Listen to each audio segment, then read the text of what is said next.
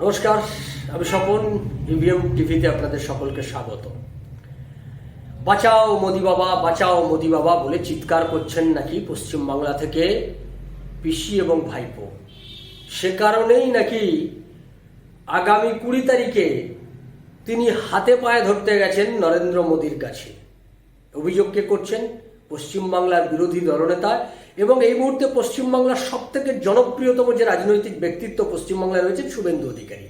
তিনি এই কথা বলছেন বারে বারে যে পশ্চিমবাংলাতে ব্যাপক দুর্নীতি হয়েছে, ব্যাপক চুরি হয়েছে, আর সেই কারণে কেন্দ্রীয় সরকার যখন এই সমস্ত প্রকল্পগুলোতে অর্থ যে বরাদ্দ করে রাজ্যগুলোর জন্য, যে বরাদ্দকৃত অর্থ, সেই বরাদ্দকৃত অর্থ যখন বন্ধ করে দিয়েছে, যে আগে যে টাকা আমরা দিয়েছি সে টাকার হিসেব দিন, তারপরে বাকি টাকা নিয়ে যান, এই কথা যখন কেন্দ্রীয় সরকার থেকে বলা হচ্ছে, আর মমতা ব্যানার্জি সেটা জানেন যে দুর্নীতি তার রাজনৈতিক দলের সমস্ত, তার দলের সব একদম নিচ থেকে ওপর পর্যন্ত সকলেই দুর্নীতির সঙ্গে ব্যাপকভাবে জড়িত, সুতরাং হিসেব তিনি কোনোদিনই দিতে পারবেন না। ফলে এখন বিকল্প পথ কি তার কাছে?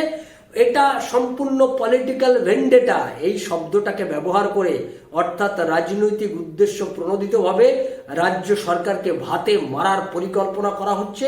এই কারণেই আমাদেরকে টাকা দিচ্ছে না। আর কি বলেছেন শুভেন্দু অধিকারী? যে এতদিন যা বলতেন সব তো মিথ্যে বলতেন। কি মিথ্যে বলতেন এবং কেন বলতেন এবং কাদেরকে দিয়ে তিনি এই মিথ্যে প্রচারগুলো করাতেন, সেই সংবাদপত্রের নামগুলোও তিনি উল্লেখ করেছেন। আমরা আগে শুনে নিই শুভেন্দু অধিকারী আজকের জনসভায় ঠিক কি বলেছেন।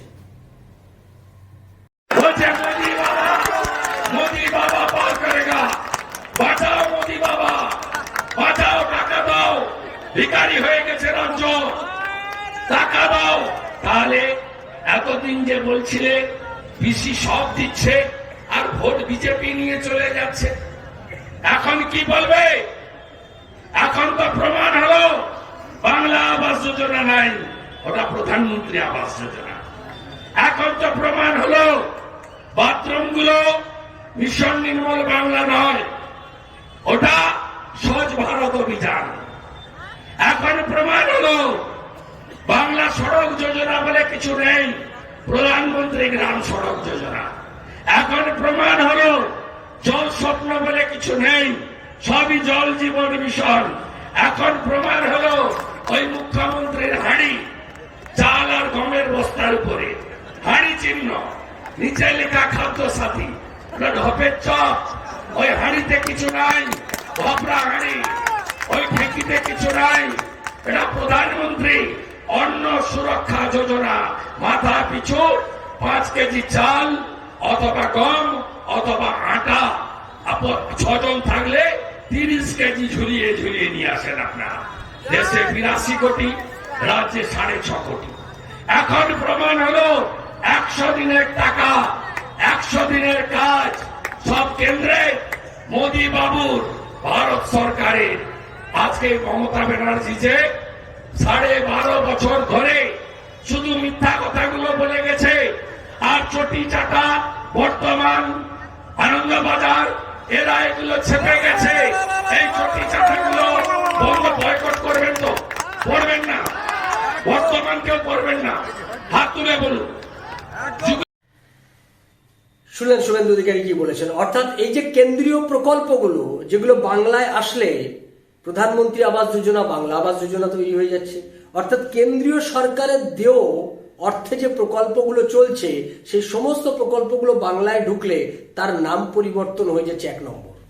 2 নম্বর হচ্ছে সেই প্রকল্পের জন্য যে টাকা বরাদ্দ করা হচ্ছে সেই বরাদ্দকৃত টাকা লুট হয়ে যাচ্ছে। 2 নম্বর, এই সেই বরাদ্দকৃত টাকার হিসেব কেন্দ্রীয় সরকারকে আমি দেব না।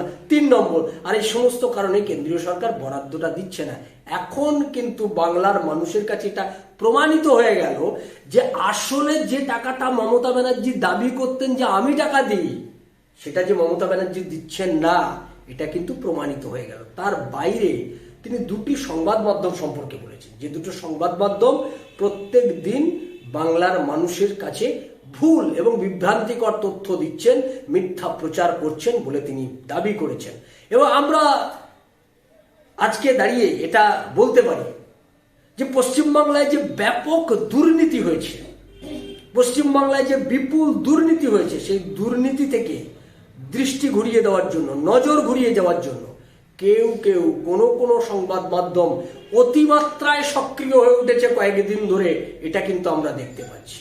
তাদের অতি সক্রিয়তা, এই যে দুর্নীতিগ্রস্ত নেতাদেরকে আড়াল করা, দুর্নীতিকে চাপা দেওয়া, সেটাকে চাপা দিয়ে দুর্নীতিগ্রস্ত নেতাদেরকেই সামনের সারিতে নিয়ে আসা, রাজনৈতিক উদ্দেশ্য তাদের পেছনে নিশ্চয়ই কোনো রাজনৈতিক উদ্দেশ্য কাজ করছে।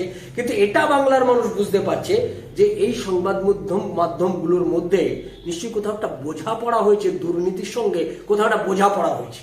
আর দুর্নীতির বোঝাপড়ার কারণে এই সংবাদ মাধ্যম, যে সংবাদ মাধ্যমগুলো এখন বাংলার মানুষ দেখতে পাচ্ছে, সেরকম সংবাদ মাধ্যম কিছু আছে, প্রিন্ট মিডিয়া আছে, ইলেকট্রনিক্স মিডিয়াতেও দেখা যাচ্ছে, তারা কিন্তু এই দুর্নীতিগ্রস্ত নেতাদের সমস্ত কিছু আড়াল করে নরেন্দ্র মোদী, গণতন্ত্র, তার বিরুদ্ধে গণতন্ত্র থাকছে না, দেশের মানুষের উপর আক্রমণ নেমে আসছে, যুক্তরাষ্ট্রীয় কাঠামো লঙ্ঘিত হচ্ছে, এই সমস্ত নানান রকমের ভাষণ দিয়ে আসল যে অপরাধী তাদেরকে আড়াল করার চেষ্টা করা হচ্ছে। কিন্তু আমাদের আর একটা বিষয় এখানে খটকা লেগেছে, শুভেন্দু অধিকারী ঠিক এই পা ধরা শব্দটা কেন ব্যবহার করলেন? আপনাদের নিশ্চয়ই এটা আপনাদের অভিজ্ঞতার সঙ্গে আমাদের অভিজ্ঞতার সঙ্গে আপনাদের অভিজ্ঞতা হয়তো মিলবে।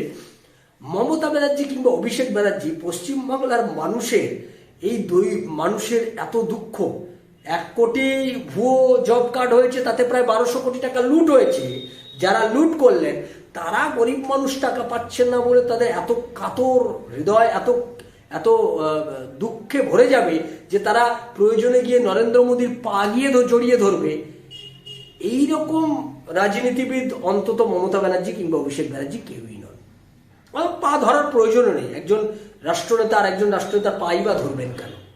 তাহলে পা ধরার কথাটা এলো কেন? পা ধরার কথাটা এলো, রাজনৈতিক মহলে চর্চা চলছে, আসলে এর পেছনে শুভেন্দু অধিকারী একটা খোঁচা দিয়েছেন। খোঁচাটা কি? দুর্নীতি একটা বড় ইস্যু পশ্চিমবাংলায়। মমতা ব্যানার্জির পরিবার ইডি এবং সিবিআই ঘিরে ফেলেছে, কেন্দ্রীয় তদন্তকারী সংস্থা গোটা রাজ্যটাকে ঘিরে ফেলেছে, তার নেতা মন্ত্রী সব জেলে, আরো কতজন জেলে যাবে তার জন্য প্রস্তুত হচ্ছে। তার থেকেও বড় হচ্ছে লিপস অ্যান্ড বাউন্স, হাজার কোটি টাকা লিপস অ্যান্ড বাউন্স থেকে হেরাফেরি হয়েছে। আর এই লিপস অ্যান্ড বাউন্সের সঙ্গে যুক্ত তার গোটা পরিবার ইডি এবং সিবিআই স্ক্যানারে, এবং তাদের পরিবারের যে প্রভূত সম্পত্তি তৈরি হয়েছে বলে জানা যাচ্ছে এখনো পর্যন্ত। জাস্টিস অমৃতা সিনহা, আমি আসবো কিছুক্ষণ মধ্যেই আসবো, জাস্টিস অমৃতা সিনহাকে কিভাবে আক্রমণের তোপের মুখে পড়তে হচ্ছে, তাকে কিভাবে চারিদিক থেকে ঘিরে ধরার চেষ্টা চলছে। জাস্টিস অমৃতা সিনহা হাইকোর্টে তিনি যে পদক্ষেপগুলো গ্রহণ করছেন, এই সব মিলিয়ে মমতা ব্যানার্জি ভয়ঙ্করভাবে, তার ব্যক্তিগতভাবে, তার পরিবারগতভাবে তিনি কিন্তু ভয়ঙ্কর চাপে পড়েছেন বলে রাজনৈতিক মহলে চর্চা চলছে। সেই কারণেই সেটাকেই খোঁচা দেওয়ার জন্য কি বিরোধী দলনেতা পায়ে ধরতে গেছেন এই কথাটা বললেন।